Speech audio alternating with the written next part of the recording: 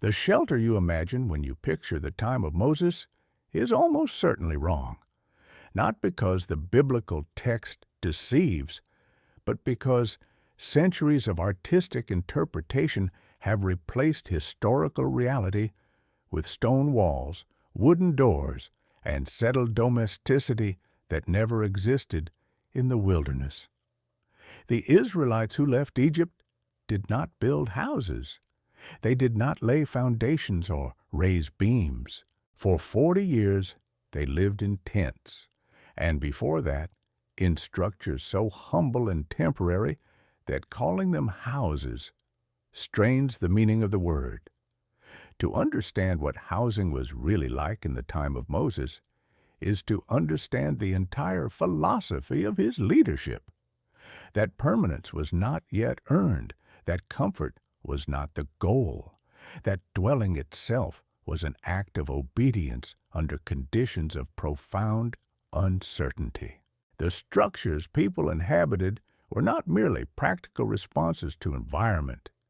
They were theological statements about identity, belonging, and the cost of liberation. Stay until the end, because what you learn here will change how you read every passage about tabernacle, covenant, and the 40 years that forged a nation in dust and canvas. The question is not what houses looked like, but whether houses existed at all in the way we understand them. In Egypt, the Israelites had lived in modest mud-brick dwellings clustered in labor villages near construction sites and agricultural zones. These were not homes of comfort, but they were stationary. Walls of sun-dried brick, roofs of woven reeds and clay, floors of packed earth. Small, dark, stifling in summer, cold in winter, but stable. Families returned to the same threshold each night. Possessions could be stored. Cooking areas remained fixed. There was rhythm, however oppressive. The Hebrews knew where they slept. They knew the weight of walls. When Moses led them out, that stability vanished. What replaced it was not another form of house, but the opposite of housing: mobility, exposure, dependence on daily provision, and the collapse of every assumption about what it meant to dwell securely. In the wilderness, there were no houses. There were tents, and the tent was not a house. It was a confession of temporality. The tent of the wilderness period was a structure of necessity, designed to be dismantled and reassembled with speed and efficiency. It consisted of wooden poles, woven goat hair panels, and rope made from twisted plant fibers or animal sinew. The poles were sourced before departure or scavenged during travel. The fabric panels were stitched by women, often in dark browns and blacks, colors that absorbed heat but resisted wind. The tent was low to the ground, offering minimal interior height, forcing occupants to crouch or sit. There were no windows. Ventilation came from gaps at the base or a small opening at the peak. Inside, the floor was sand or stone, covered occasionally with woven mats. There was no furniture in the modern sense. People sat on the ground. They slept on mats or cloaks. Storage was minimal: clay jars, woven baskets, leather pouches. Everything had to be portable. The tent was divided by hanging cloth if privacy was needed, but most family life occurred in shared visible space. Cooking happened outside when possible, over small fires built in shallow pits ringed with stones. Smoke drifted. Dust entered constantly. At night, cold seeped through fabric. During the day, heat pressed down. The tent provided shade, not comfort. It marked a boundary, not a refuge. This was the housing of the freed, not the housing of the enslaved, and not yet the housing of the settled. It was the architecture of transition, and transition defined everything. Moses himself lived in a tent. The tabernacle, the dwelling place of God among the people, was a tent. The entire camp was a city of tents, arranged by tribe, oriented around a central sacred tent, movable and temporary. The message was clear. You are not home yet. You do not yet possess the land. You live by provision, not by production. You survive by obedience, not by accumulation. The tent was the physical manifestation of covenant and process, of a people being formed in hardship, tested in scarcity, and taught that security comes not from walls, but from faithfulness. Understanding the environmental conditions of the Sinai wilderness is essential to understanding why housing took the form it did, and what that form demanded of those who lived within it. The Sinai Peninsula is a landscape of extremes, vast stretches of limestone plateau, jagged mountain ranges, dry riverbeds that flood violently during rare rains, and heat that climbs beyond 50 degrees Celsius in summer. There is little vegetation. Water sources are scattered and unreliable. Wind sweeps across open ground with relentless force, carrying sand that scours skin and fabric. Nights bring sudden cold. The sun offers no mercy during the day. In such an environment, permanent construction was impossible for a migrating population. Stone structures required time, tools, and water for mortar. Wood was scarce. The wilderness provided almost nothing for building. What it did provide was space, and the Israelites filled that space with tents because tents could move. The camp itself was not random. It was organized according to divine instruction given through Moses. Each tribe had a designated position relative to the tabernacle. The Levites camped closest, forming a protective ring around the sacred tent. Beyond them, the 12 tribes spread outward in prescribed order. This was not a village. It was a mobile, theocratic city structured around worship and law. When the cloud lifted from the tabernacle, the camp dismantled. Tents came down in coordinated sequence. Poles were bundled, fabric was folded, livestock were gathered, possessions were packed onto carts or carried by hand. The entire population moved as one body, following the cloud, stopping only when it settled. Then the process reversed. Tents rose again, cooking fires were lit, and life resumed in a new location. This happened repeatedly over 40 years. The rhythm of dismantling and rebuilding became the rhythm of existence. The tent was not merely a dwelling, it was a discipline. Inside the tent, life was stripped to essentials. Families slept side by side. There was no separation of generations unless the family was large enough to afford multiple tents. Infants cried without soundproofing. Illness was visible. Conflict had no private room to retreat into. The social fabric was tight because the physical fabric was thin. Privacy was a luxury the wilderness did not afford. Women ground grain on stone hand mills, a task requiring hours of repetitive labor. Men repaired tools, tended animals, and maintained tent structures. Children learned by watching and doing. There were no schools, no separate spaces for education. Knowledge was transmitted in the tent around the fire during work. The law Moses delivered was taught in this context, not in classrooms, but in the intimate, uncomfortable, unavoidable proximity of tent life. Obedience was not abstract, it was visible. Disobedience was visible. The tent concealed nothing. The physical vulnerability of tent dwelling shaped the people's understanding of dependence. A tent could be torn by wind. It could collapse under heavy rain. It offered no defense against wild animals or human threats. Security came not from the structure, but from the presence of God and the covenant community. The pillar of cloud and fire was the true shelter. The law was the true foundation.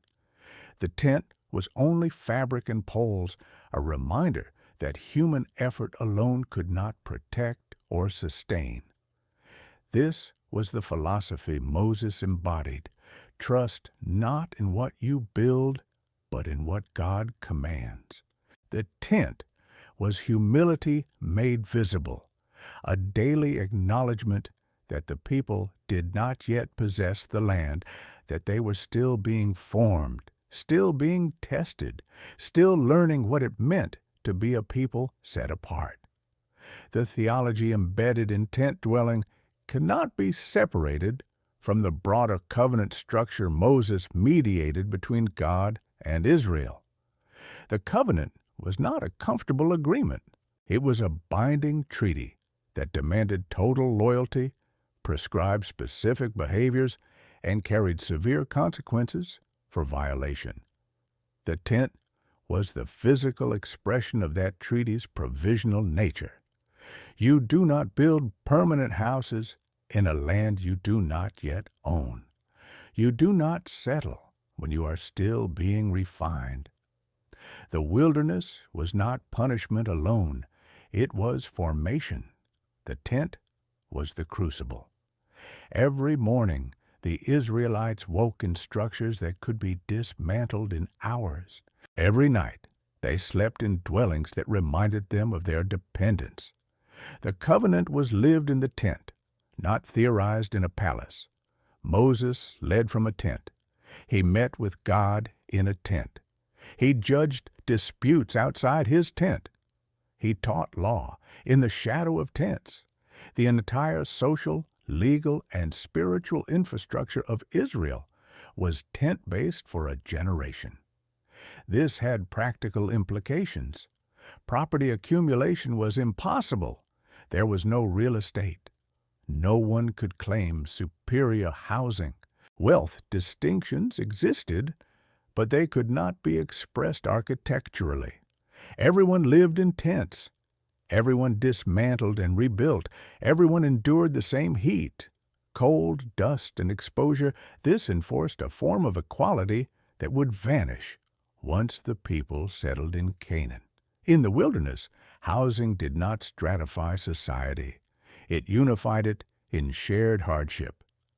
The tent was the great leveler. It also enforced communal interdependence. Tent poles could break, fabric could tear, rope could fray. Repairs required materials and skill. Families helped one another. Tribes coordinated movements. The camp functioned as a single organism because survival required it. The tent, fragile and temporary, made cooperation essential. Moses understood this. His leadership was not about providing comfort, but about forging a people capable of collective obedience and mutual responsibility. The contrast between the tent and the tabernacle is worth examining closely. The tabernacle was also a tent, but it was a tent of extraordinary craftsmanship and sacred materials.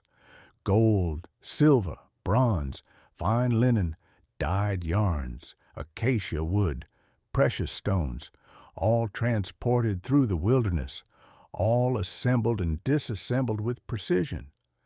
The tabernacle was the dwelling place of God among a people who themselves dwelt in humble tents. This was intentional. The gap between human housing and divine housing was vast, yet both were tents. Both were temporary. Both moved when the cloud moved. The message was clear. God chose to dwell among his people in a form that matched their condition. He did not demand they build him a temple while they themselves lived in dust. He joined them in their temporality, but his tent was glorious, set apart, holy. The people's tents surrounded the tabernacle. Their lives revolved around it. Worship was central. Housing was peripheral. The architecture of the camp declared that God, not comfort, was the center. Moses himself embodied this philosophy in his own dwelling. He did not live in luxury. He lived in a tent like the people he led. When he needed to meet with God, he went to the tent of meeting, a structure set apart from the camp. There, in privacy and sacred space, he received instruction. But his personal dwelling was ordinary. He shared the hardships of the people. He knew the discomfort of tent life. He understood the weariness of repeated dismantling and rebuilding. His leadership was credible because it was not removed from the lived experience of those he led. The tent was his classroom, his courtroom, his home. It was also his reminder that leadership in covenant community is not about privilege, but about proximity to the people and obedience to God. Moses did not seek permanence for himself. He sought it for the people in the land God promised. Until then, the tent was sufficient.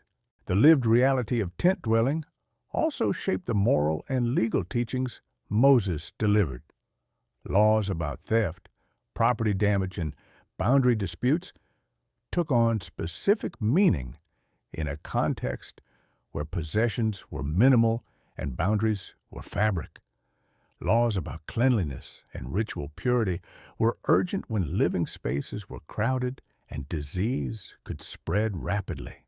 Laws about sexual conduct and family responsibility were necessary when privacy was nearly impossible and social accountability was constant. The tent was not merely backdrop, it was context that gave the law practical force. Moses did not deliver abstract principles.